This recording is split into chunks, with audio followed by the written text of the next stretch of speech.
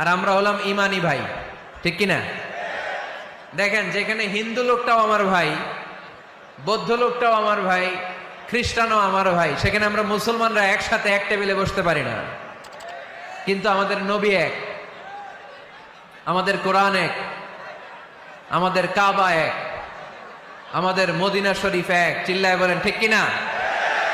আমাদের প্রভু এক, এক নবীর উম্মত, জীবন বিধানে ওই শিবানী কোরআন।